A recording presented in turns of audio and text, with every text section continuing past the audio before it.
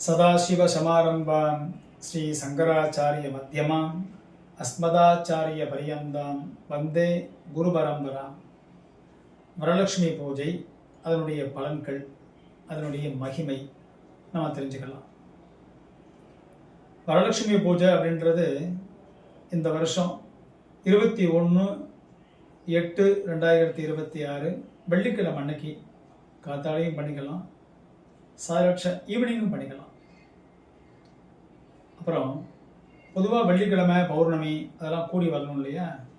இந்த வருஷம் 21/8/2026 வெள்ளிக்கிழமை சுக்ரபட்ச நவமி, அனுச நட்சத்திரம், சித்த யோகம் அப்படின்னு வந்திருக்கு. அப்படிங்கிறதுனால சில பேர் பௌர்ணமியும் வேணுமே அப்படிங்கிறதுனால அடுத்த வாரம் 28/8/2026 வெள்ளிக்கிழமை அன்னைக்கு காத்தால 9 வரைக்கும் பௌர்ணமி இருக்கு. அப்படிங்கிறதுனால அடுத்த வாரத்துலேயும் சில பேர் செய்வாங்க. இந்த அவாவுடைய குடும்பத்தை பழக்க வழக்கத்தை பொறுத்து சில விஷயங்களை பண்ணிக்கலாம், தப்பு ஒன்றும் இல்லை. பொதுவாக காத்தால ஸ்நானம் செய்து, அதாவது குளிச்சுட்டு வீடு வாசல்லாம் பெருக்கி சுத்தம் பண்ணிட்டு பூஜை ரூமில் இல்லை ஹாலில் மாக்கோலம் போட்டு மாவிளை தோரணம்லாம் கட்டிட்டு ஒரு மண்டபம் மாதிரி அலங்காரம் பண்ணி அதில் கலசங்கள்லாம் வச்சு மாவிளை தோரணங்கள்லாம் கட்டி அம்பாளுடைய பிரதமை அப்படின்னு சொல்லக்கூடிய படங்கள்லாம் உள்ளே வச்சு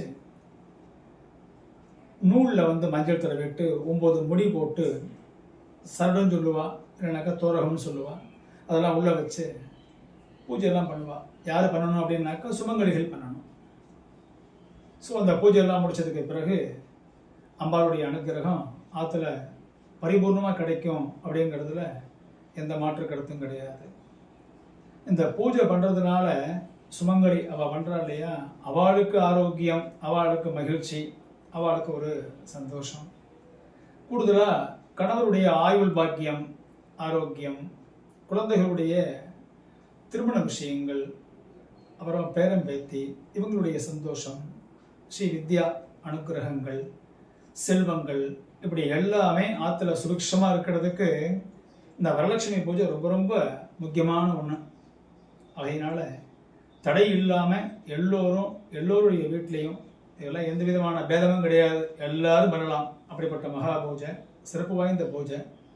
எல்லோரும் ரொம்ப சிரத்தையோட பயபக்தியோட இந்த பூஜையை பண்ணிக்கிறதுனால அவள் குடும்பத்தில் எல்லா விதமான பாக்கியங்களும் கிடச்சி அவளுடைய கணவன்மார்கள்லாம் ரொம்ப ஆரோக்கியமாக இருந்து அவள் குடும்பத்தை நல்ல மாதிரியாக பரிபாலனம் பண்ணி